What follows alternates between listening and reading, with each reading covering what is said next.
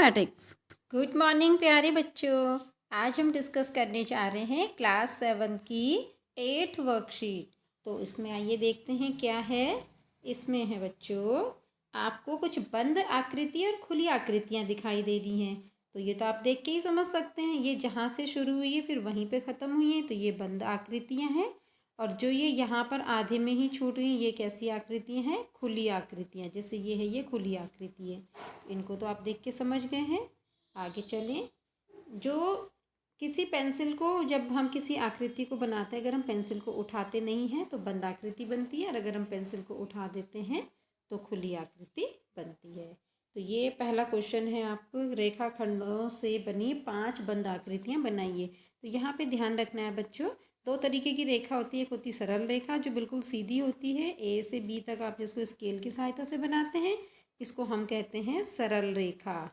और एक होती है बच्चों वक्र रेखा। तो वक्र रेखा जो टेढ़ी मेढ़ी रेखा होती है, हमने ए से बी को किसी भी तरीके से मिला दिया, तो ये वक्र रेखा है। तो जो आपका ये पहला क्वेश्चन है, इसमें आपने ध्यान रखना है, रेखा खंडों से बनी 5 बंद आकृतियाँ बनाइए। तो आपने सीधी रेखाओं से बनानी है 5 आकृतियाँ, ये आप स्केल की सहायता से करेंगे। तो आप कुछ भी बना सकते हैं, इसमें पंचभुज बना सकते हैं, वर्ग बना सकते हैं, आयत बना सकते हैं, ये आपकी ऊपर डिपेंड करता है, लेकिन वो सरल रेखाओं से ही बनी होगी। ये रेखाएं बच्चों मैंने नाप के नहीं बनाई हैं, आप इनको स्केल से सीधा बनाओगे। फिर है दूसरा क्वेश्चन, वक्र तथा रेखाखंडों से बनी 2 खुली आकृतियां बनाइए। तो दूसरे क्वेश्चन में कुछ आप ऐसे वक्र बना सकते हो और कुछ सीधी रेखाएं बना सकते हो, लेकिन खुली होनी चाहिए। इस तरीके से ये आपकी 2 सरल रेखा होगी, लेकिन खुली होनी चाहिए। देखो यहाँ पर ये बिल्कुल भी, यहाँ पे थोड़ा सा क्या है, ये खुला है, तो आपने इसको थोड़ा सा खुला रखना है। तो 2 रेखाएं आप इसको आराम से बना सकते हैं। आगे चलते हैं। तो इसमें ये तो वही क्वेश्चन है। अब इसके बाद हम पढ़ते हैं परिमाप। तो परिमाप बच्चों, किसी भी आकृति की बाहरी जो सीमा होती, बॉर्डर, उसकी लंबाई को हम परिमाप कहते हैं। अगर मान लो कोई बच्चा यहाँ से चलना शुरू करता है, इसके बिल्कुल किनारे किनारे किनारे बॉर्डर पे चल के वहीं वापस पहुँच गया, तो जितनी दूरी उसने एक चक्कर में लगाई उसी को हम इसकी बाहरी परिमाप कहेंगे। ये बॉर्डर की लंबाई कह सकते हैं या परिमाप कह सकते हैं। तो आपको पता है बच्चों, आयत की आमने सामने की भुजाएं बराबर होती हैं। तो जितनी लंबी ये होगी, मान लो ये 5 सेंटीमीटर है, तो ये भी 5 सेंटीमीटर ही होगी। और अगर ये 3 सेंटीमीटर है तो ये भी 3 सेंटीमीटर ही होगी। तो हम इसका परिमाप कैसे निकालेंगे? 5 + 5 + 3 + 3। तो 2 बार हमारे पास 5 5 आ रहा है, 2 बार 3 3 आ रहा है। तो हम इस 2 को कोष्ठक के बाहर लिख दें, 1 बार 5 और 3 को जोड़ दें और फिर उसका डबल कर दें। तो 5 3 8, 8 दूनी 16। तो इसी तरीके से हम इसका फॉर्मूला निकाल सकते हैं। 2 बार लंबाई लंबाई आ रही है और 2 बार चौड़ाई चौड़ाई आ रही। तो हमने लंबाई प्लस चौड़ाई प्लस लंबाई प्लस चौड़ाई, तो ये 2 2 बार आ रही, 2 बार लंबाई आ रही है, 2 बार चौड़ाई आ रही, एक लंबाई ये एक लंबाई। तो हमने इस 2 2 बार न लिख करके कोष्ठक के अंदर 1 बार लंबाई और 1 बार चौड़ाई का जोड़ किया और उसको बाहर 2 से मल्टीप्लाई कर दिया। तो आयत के परिमाप का फॉर्मूला हमारा बन गया 2 गुणा के लंबाई प्लस चौड़ाई, या लंबाई चौड़ाई के जोड़ का दुगना, कुछ भी कह सकते हैं हम। यहाँ पे 5 था और यहाँ पे 3 था, तो पहले इन दोनों को जोड़ दो, 5 और 3 8 हो गया, और उसका दुगना कर दो, 8 दूनी 16। चाहे हम ऐसा कर लें कि 5 + 3 + 5 + 3, तभी 5 और 3 8, 8 और 5 13, 13 और 3 16 वही आएगा। तो इसी को हम एक फॉर्मूले में थोड़ा शॉर्टकट लिख लेते हैं, 2 गुणा के लंबाई प्लस चौड़ाई। ये आपको यहाँ पर यही एक फॉर्मूला दिखाया गया है। यहाँ पर एक वर्ग है, वर्ग की बच्चों लंबाई और चौड़ाई दोनों बराबर होती, तो हम किसी को भी लंबाई नहीं कह सकते और इसको चौड़ाई नहीं कह सकते, क्योंकि दोनों बराबर हैं। तो हम क्या कह देते हैं? भुजा और भुजा। लंबाई और चौड़ाई दोनों बराबर ही हैं, तो लंबा भी दिखेगा नहीं, क्योंकि लंबा थोड़ा ज़्यादा होता है, चौड़ा थोड़ा कम होता है। ये तो दोनों तरफ बराबर है, तो हम कह सकते हैं ये भी इसकी साइड है, ये भी इसकी साइड है। तो side plus side plus side plus side 4 बार हो गया, भुजा प्लस भुजा प्लस भुजा प्लस भुजा। तो उसको हम 4 बार न लिख करके 4 गुणा किया वर्ग की एक भुजा कह देते हैं। मान लो ये 5 सेंटीमीटर है, तो ये भी 5 होगी, ये भी 5 होगी, ये भी 5 होगी ना। 5 + 5 + 5 + 5 न करके 4 गुणा ये 5 इसको कर देते तो 4 पंजे 20 आ गया। तो इसकी जो भी भुजा की लंबाई होती है उसको हम 4 से गुणा कर देते हैं तो हमारे पास आ जाता है वर्ग का परिमाप। तो ये आपका बच्चों फॉर्मूला हो गया वर्ग के परिमाप का। अब चलते हैं त्रिभुज का परिमाप। तो इसमें अगर त्रिभुज कैसा भी हो उसकी तीनों साइड की लंबाई हमें दी होगी। जैसे मान लो ये 4 सेंटीमीटर है, ये 3 सेंटीमीटर है, ये 5 सेंटीमीटर है, तो इसका परिमाप आ जाएगा बच्चों तीनों भुजाओं की लंबाई का योग। तो 3 + 4 + 5, तो ये जो भी आएगा आपका इसका परिमाप आ जाएगा। अगला चलिए परिमाप से संबंधित कुछ प्रश्न। ये आपकी वर्कशीट में सॉल्व्ड क्वेश्चन दे रखा है कि एक आयताकार खेत, सबसे पहले हम इसका आकार देख लेंगे। खेत का आकार है बच्चों आयताकार, इसकी लंबाई है आपकी 40 मीटर, लंबाई है बच्चों उस खेत की 40 मीटर और चौड़ाई है इस खेत की 30 मीटर। तो खेत का परिमाप ज्ञात कीजिए। तो हम वही परिमाप क्या है, खेत का आकार कैसा है बच्चों आयताकार, तो हम क्या कौन सा फॉर्मूला लगाएंगे आयत का परिमाप।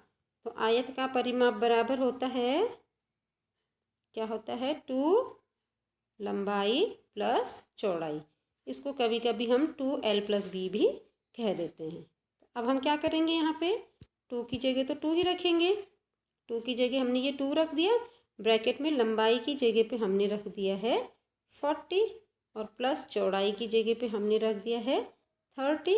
तो अब इसको हम सॉल्व कर लेंगे। 2 × 30 और 40 को ऐड करेंगे तो 70 आ जाएगा और 72 × 140, तो 140 और इसकी यूनिट क्या है इसकी मीटर है, तो 140 मीटर इसकी क्या आ जाएगी बच्चों परिमाप आ गई। तो ये आपकी वर्कशीट में सॉल्व्ड क्वेश्चन है। आगे चलते हैं, देखो ये यहाँ पे सॉल्व कर रखा है। 40 मीटर लंबाई के वर्ग के चारों ओर 3 फेरे कांटेदार तार लपेटना है, तार की कुल लंबाई क्या होगी। तो एक वर्ग है और इस वर्ग के चारों ओर हमने 3 फेरे तार लगाना है, 1 2 और 3। तो हम क्या करेंगे पहले इसका परिमाप निकालेंगे, उसको 3 से गुणा कर देंगे। तो परिमाप क्या होता है 4 गुणा ये भुजा की लंबाई, अभी हमने पढ़ा ये फॉर्मूला। तो 4 इसकी भुजा की लंबाई हमको दे रखी है 40 मीटर, तो सभी भुजाएं 40 मीटर ही होंगी।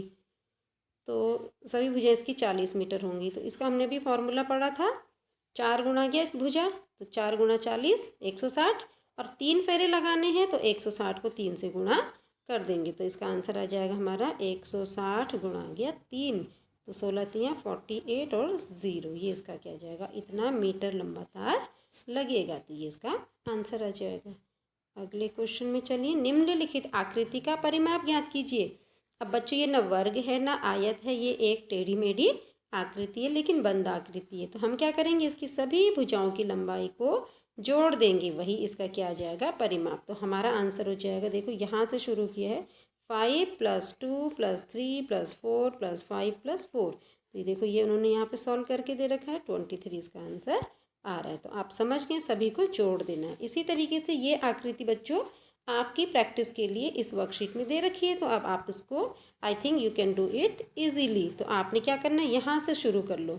तो क्या करेंगे 1 प्लस यहाँ से यहाँ तक 2 हो जाएगा, फिर यहाँ से यहाँ तक भी 2 हो जाएगा, फिर +1 हो जाएगा, फिर +2 हो जाएगा, फिर +2 हो जाएगा, +1 हो जाएगा, +2 +2 +1 +2 +2। तो आप इन सबको ऐड करके आंसर निकाल सकते हैं। 1 और 2 को जोड़ना आपको आराम से आता है, देयर इज़ नथिंग टफ। अब देखिए एक मैदान की लंबाई 80 मीटर चौड़ाई 50 मीटर है। इस मैदान के चारों ओर चहार दीवारी का निर्माण करना है। चहार दीवारी की कुल लंबाई कितनी होगी। तो बच्चों आपको एक चीज़ बहुत अच्छे से समझना है कि जो चीज़ हम केवल बाउंड्री के बाहर करेंगे उसके लिए हम निकालेंगे उसका परिमाप, और जो काम हम पूरे इसके अंदर भी कर देंगे उसके लिए हम निकालेंगे क्षेत्रफल। तो बच्चों आपको पता है इसकी बाउंड्री कहाँ लगेगी, केवल किनारों पे लगेगी। तो हम क्या निकालेंगे इसका, इसके लिए हम आयत का क्या निकालेंगे परिमाप। क्या निकालेंगे हम इसके लिए आयत का परिमाप। बच्चों इस चीज़ को बहुत क्लियर होना चाहिए आपको कि जो भी काम सिर्फ इसकी बाहर की घेरी पे या केवल बाहर की बाउंड्री पे होगा उसमें परिमाप निकलेगा, और जिस काम में हम इसके बीच का भी भर देंगे उसमें निकलेगा क्षेत्रफल। जैसे इसका फर्श बिछाना है, टाइल बिछानी है, फर्श पर पेंट करना है तो उसमें हम निकालेंगे क्षेत्रफल। तो यहाँ पे आप बहुत आराम से इस क्वेश्चन को कर सकते हैं। तो आयत का परिमाप का फॉर्मूला लगाएंगे आप। इस आयत की आपको लंबाई दे रखी है 80 मीटर और चौड़ाई आपको दे रखी है 50 मीटर। तो आप वही लगा लेंगे। आयत का परिमाप फॉर्मूला लिखेंगे, आयत का परिमाप बराबर हो जाएगा आपका 2l+b। अब आप 2 की जगह 2 रखेंगे, l की जगह रख देंगे 80 एंड b मीन्स ब्रेड्थ इसकी चौड़ाई, इसकी जगह रख देंगे 50। तो 2 और पहले इसको ऐड कर लेंगे क्योंकि हम पहले ब्रैकेट ऐड करते हैं। तो 8 और 5 13 होता है 130 और 13 दूनी 26 होता है। तो मल्टीप्लाई करेंगे 26 पे 0 लगा देंगे 260 और इसकी इकाई हम देख लेंगे, यहाँ मीटर है, यहाँ पर भी मीटर है। तो इकाई इसकी क्या आ जाएगी, मीटर ही आ जाएगी। तो इस तरीके से आप इस क्वेश्चन को करेंगे। तो 4 दीवारी कुल कितनी लंबी होगी, ये आपका आंसर आ गया। अगला क्वेश्चन है 78 मीटर वर्गाकार। देखिए इसका आकार देखिए कैसा है, वर्गाकार। मैदान के 3 चक्कर लगाने के लिए कितनी दूरी तय करनी पड़ेगी। तो हम क्या करेंगे, पहले वर्ग का परिमाप निकाल लेंगे। तो एक चक्कर, हमेशा क्वेश्चन को पढ़िए, उसके आकार को नोट कर लीजिए। फिर कितने चक्कर लगाने हैं, 3 चक्कर। तो इन चीज़ों पे ध्यान दीजिए। इसको बल्कि आप क्वेश्चन पढ़ने के बाद अंडरलाइन कर दीजिए ताकि आपको याद रहे। तो वर्ग का हम क्या निकालेंगे बच्चों, परिमाप निकालेंगे। इसकी भुजा आपको दे रखी 78 मीटर। अब वर्ग है तो ये भी 78 होगी, ये भी 78 होगी और ये भी 78 होगी। तो वर्ग आपको पता है, वर्ग का परिमाप का फॉर्मूला होता है 4 गुणा या भुजा। तो भुजा कितनी है इसकी 78। तो 4 को 78 से आप क्या कर लेंगे, मल्टीप्लाई कर लेंगे। और जो भी आपका आंसर आएगा उसको फिर 3 चक्कर लगाने, तो उसको 3 से मल्टीप्लाई कर लेंगे। तो ये आप गुणा कर सकते हैं। 4 8 जा 32, कैरी 3, 4 7 जा 28 एंड 3 31। तो ये आ गया 312 मीटर। अब इसके 3 चक्कर लगाने हैं। तो यहाँ पर आप लिख लीजिए, 3 चक्कर लगाने के लिए 3 चक्कर लगाने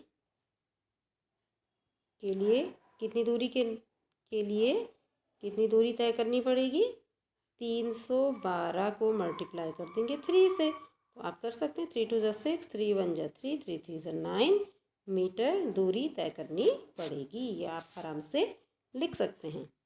अगला है, नीचे कुछ स्थितियां दी हुई हैं उन पर विचार कीजिए।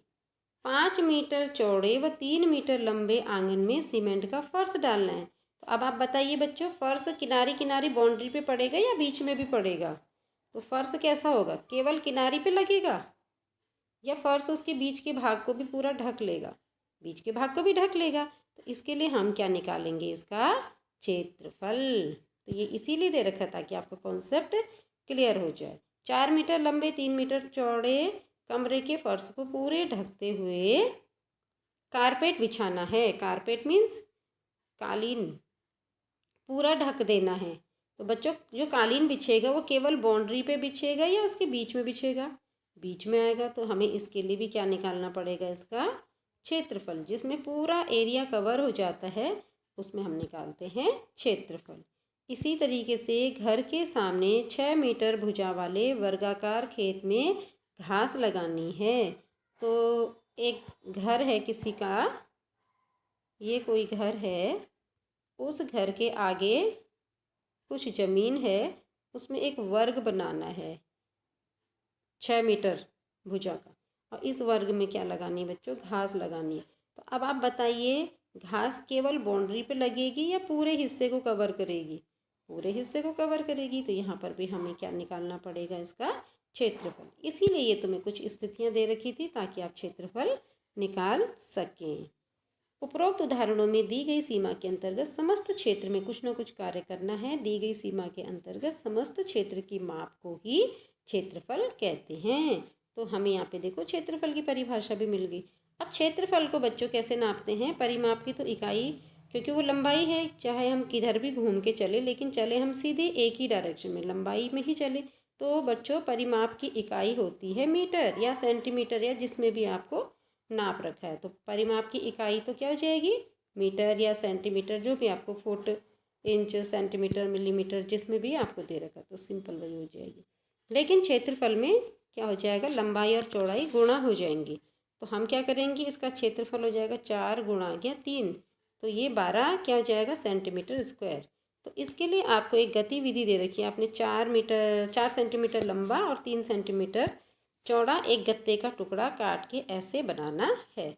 और फिर एक और गत्ता काटना, आप स्केल से नाप करके करोगे, यहाँ पे बिल्कुल स्क्वायर बनेगा, वो 1 सेंटीमीटर लंबा और 1 सेंटीमीटर चौड़ा पीस रखोगे। फिर इस पीस से आप इसको नापोगे 1 बार, 2 बार, 3 बार। अब ये 4 सेंटीमीटर है तो ये 4 बार आ जाएगा, और इधर ये 3 सेंटीमीटर है तो 3 बार आ जाएगा। तो इस तरीके से, रुक जाओ बच्चों, मैं इसको जरा नाप के ही बना दूँ।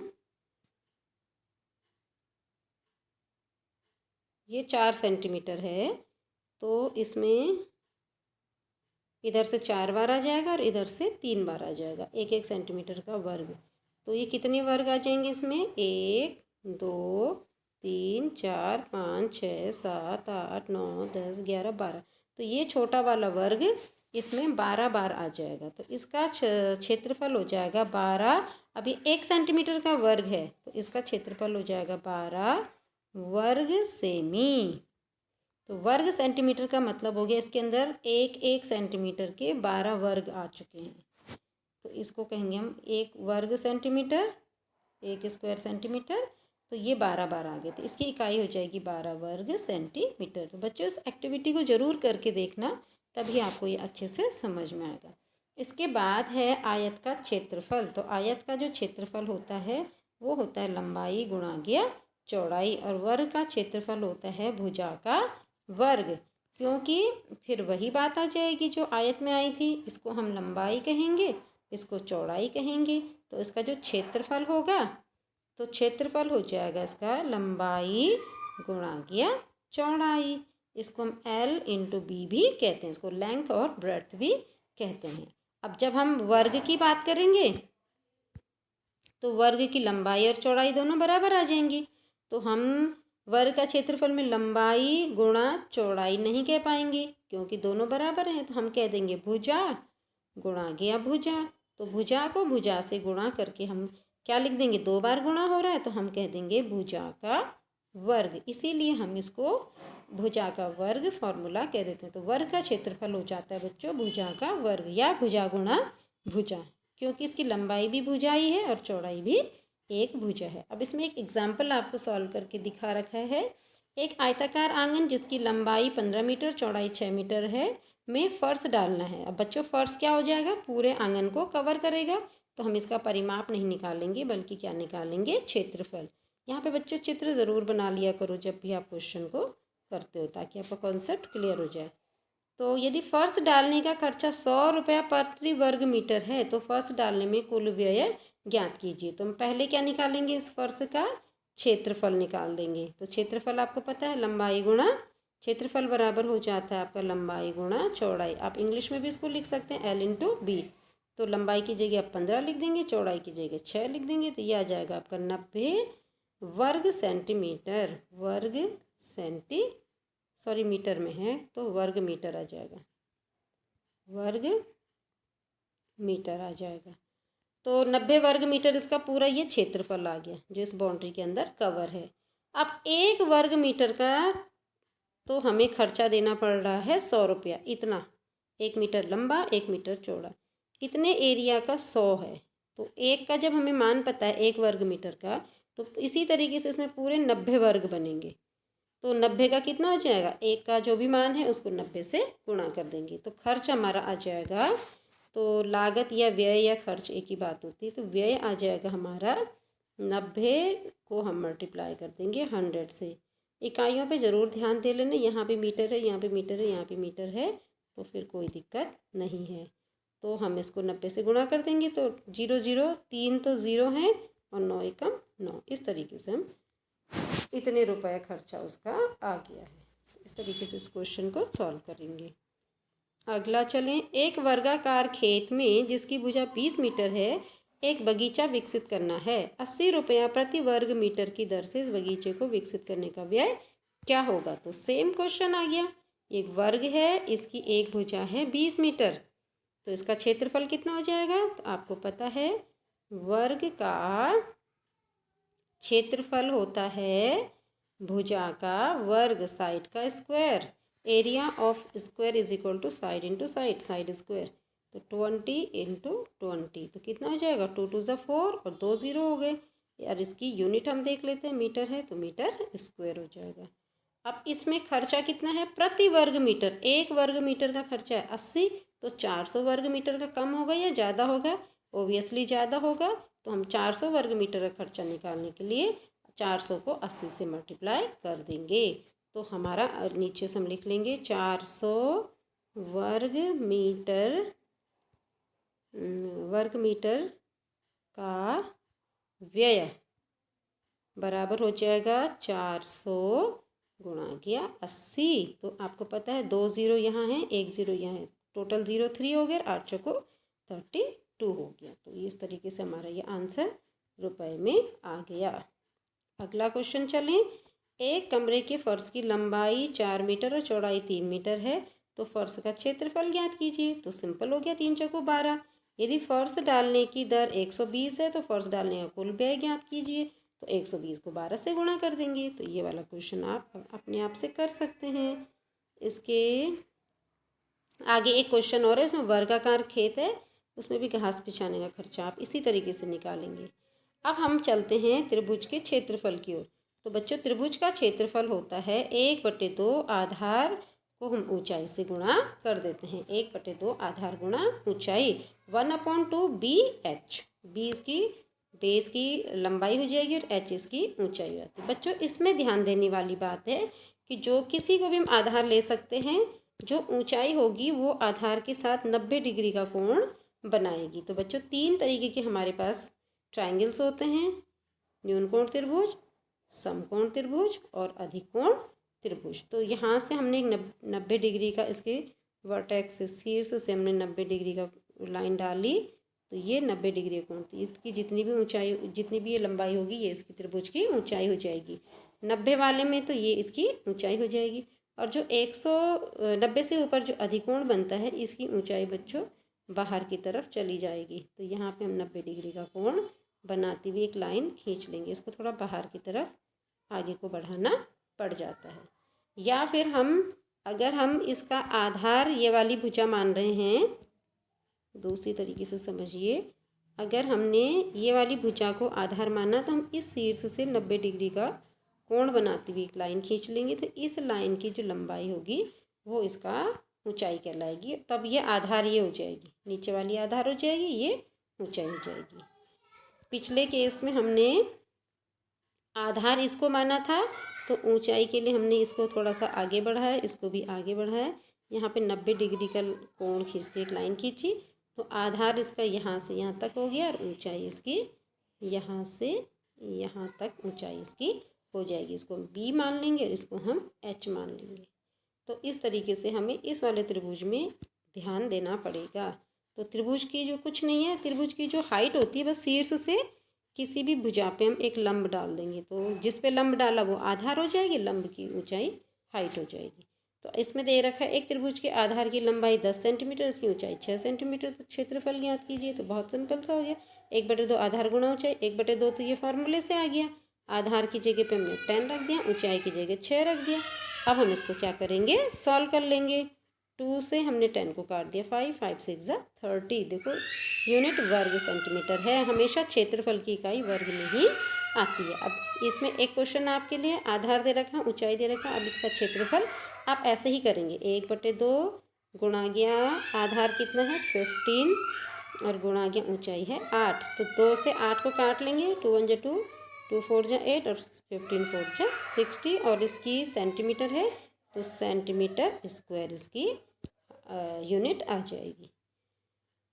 ये अब अगला क्वेश्चन है, एक त्रिभुज का क्षेत्रफल आपको 60 दे रखा है, त्रिभुज का आधार की लंबाई 15 दे रखा है, तो ऊंचाई ज्ञात कीजिए। तो बच्चों एक सिंपल सा क्वेश्चन बन गया है। तो क्षेत्रफल दे रखा है तो हम क्षेत्रफल का ही फॉर्मूला लगा लेंगे, त्रिभुज का क्षेत्रफल। तो त्रिभुज का क्षेत्रफल होता है, त्रिभुज का क्षेत्रफल बराबर 1/2 गुणा गया बी गुणा गया एच। अब क्षेत्रफल की जगह हम रख देंगे 60 इज इक्वल टू 1/2 इंटू आधार दे रखा आपको 15 इंटू एच की जगह हम एच ही रख लेंगे। अब क्या करेंगे, हम इसको क्रॉस मल्टीप्लाई कर देंगे, इसको हम मान लेंगे 60/1। तो 2 को 60 से मल्टीप्लाई कर देंगे, 120 is equal to 15 into H, और एच आपका निकल जाएगा, यहाँ से अलग कलर से लिख लेते हैं, तो एच आपका आ जाएगा 120/15, और आपको पता है 15 8 जो, तो एच आ जाएगा आपका 8 सेंटीमीटर। यहाँ पर थोड़ा सा ध्यान दीजिए, यहाँ पे हमने 60 लिखा है, 60 के अपन 1 कर दो, 60 को 2 से मल्टीप्लाई कर दो, 1 को, बच्चों इसको क्रॉस मल्टीप्लिकेशन कहते हैं। अंश वाले को हर से गुणा करना है, हर वाले को अंश से गुणा। ये तब करते हैं जब सारे पे मल्टीप्लाई होगा, अगर प्लस या माइनस होगा तब आपको पक्षांतर करना है, ट्रांसपोज करना है। तो अब चलते हैं हम वृत्त के क्षेत्रफल की जगह। तो वृत्त का क्षेत्रफल के लिए बच्चों आपको ये फॉर्मूला याद रखना है, area of circle is equal to pi r square, जहाँ आर इसकी त्रिज्या है।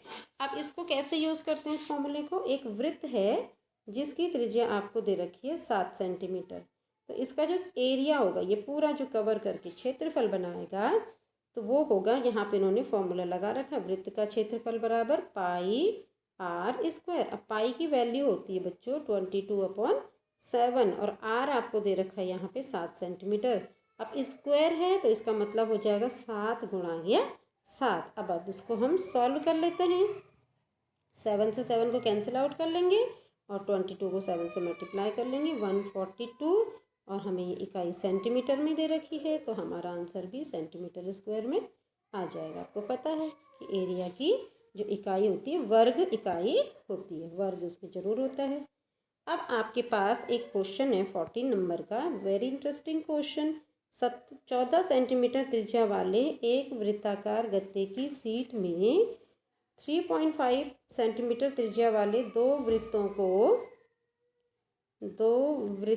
को काट करके इस तरीके से अलग कर दिया, तो शेष भाग का क्षेत्रफल ज्ञात करना है। एक तो यहाँ पर हमने 3 इंटू 1 का, ये 3 और ये 1, 3 सेंटीमीटर लंबा 1 सेंटीमीटर चौड़ा एक आयत काट दिया है। अंदर के जो वृत्त हैं, इनकी दो वृत्तों की त्रिज्या हमको दे रखी है 3.5, इसकी भी 3 पॉइंट दे रखी है, छोटी सी आँख बना रखी है, इसकी भी 3 पॉइंट, ये त्रिज्या है बच्चों, हाँ व्यास नहीं है, लाइन लंबी हो जा रही, पूरी आँख कट जा रही है उसकी। तो इसकी दोनों की त्रिज्याएँ जो हैं 1.3। तो हम क्या करेंगे, जो शेष गत्ता बच चुका है, ये बीच का जो गत्ता बच गया है, इसका क्षेत्रफल निकालेंगे। इसके लिए हम क्या करेंगे, पहले पूरे वृत्त का क्षेत्रफल निकाल देंगे। पूरे वृत्त का, इस पूरे वृत्त का क्षेत्रफल हमने निकाल दिया है। उसमें से हम क्या करेंगे, ये जो इसकी आइज़ हैं, इनका क्षेत्रफल घटा देंगे, और ये जो इसका माउथ है, ये रेक्टेंगल है, इसका क्षेत्रफल घटा देंगे, तो हमारे पास शेष सीट का क्षेत्रफल मिल जाएगा। तो हम क्या करते हैं, बड़े वृत्त का क्षेत्रफल निकाल देंगे, बड़े वृत्त का क्षेत्रफल। तो बड़े वृत्त का क्षेत्रफल हो जाएगा बच्चों पाई आर स्क्वायर फॉर्मूले से, तो पाई की जगह रखेंगे हम 22/7, और आर हमें बड़े की दे रखी है 14, और स्क्वायर है तो एक बार और 14 मल्टीप्लाई कर लेंगे। इसको सॉल्व कर लेते हैं, 7 2 जा, तो 22 इंटू 2 हो जाएगा 44, और 44 को हम 14 से मल्टीप्लाई कर लेंगे, तो इसको मल्टीप्लाई करके लिख लेते हैं, 14 चौको 56 हासिल 5, 14 चौको 56 और 5 61, तो 616 सेंटीमीटर स्क्वायर इसका एरिया आ गया है। बच्चों इसको ज़रा आपको याद रखना पड़ेगा, 616। अब हम इसको छोटे वाले जो ये सर्कल हैं, इनका एरिया निकाल लेते हैं। तो इनकी हमें रेडियस दे रखी है 3.5, तो हम 2 हैं तो 2 से गुणा कर लेते हैं 2, और फॉर्मूला वही लगेगा पाई आर स्क्वायर। अब देखो 2 इंटू पाई की जगह रख देंगे हम 22/7, और आर की जगह रख देंगे 3.5, और स्क्वायर है तो एक बार और 3.5 मल्टीप्लाई हो जाएगा। अब आप इसको सॉल्व कर लीजिए, 7 1 जा 7, बच्चों ये 35 नहीं है, पॉइंट है, तो पहले पॉइंट को ऊपर रखेंगे, अब 35 हो गया तो 5 से गुणा कर देंगे। अब 0.5 हो गया, 0.5 को पहले 2 से गुणा कर लो तो ये हो जाएगा 1, तो ये तो ख़त्म हो गया। तो हमारे पास बचा 22 इंटू 3.5, तो इसको मल्टीप्लाई कर लेते हैं तो हमारे पास आ जाएगा, या इसको ऐसे कर लो 22, या इसको हम ऐसे भी कर सकते हैं और आसान करने के लिए 0.5 को 22 से मल्टीप्लाई कर देंगे तो 0.5 आधा हो गया, 22 से मल्टीप्लाई होकर 11 हो गया, और 11 को 2 से मल्टीप्लाई करो और फिर 3.5 से मल्टीप्लाई करो। अब 2 और 3.5 को मल्टीप्लाई करके 7 आ गया, और 11 को 7 से मल्टीप्लाई करके 77 आ गया। तो हमारा ये जो दोनों आँखें हैं इनका क्षेत्रफल हो गया 77 सेंटीमीटर स्क्वायर।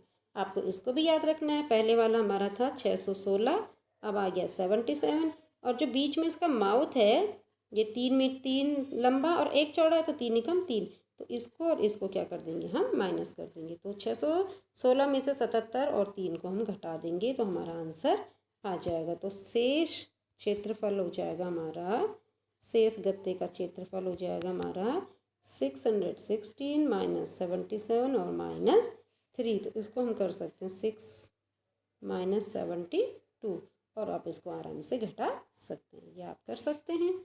6 में से 2 गया 4, और 11 में से 7 गया 4, यहाँ रह गया 5, तो इसको आप कर लीजिएगा। अगला क्वेश्चन है, 15 रुपये प्रति वर्ग मीटर की दर से 16 सेंटीमीटर व्यास वाले एक वृत्ताकार टेबल के ऊपरी सतह पर पॉलिश करने का व्यय ज्ञात कीजिए।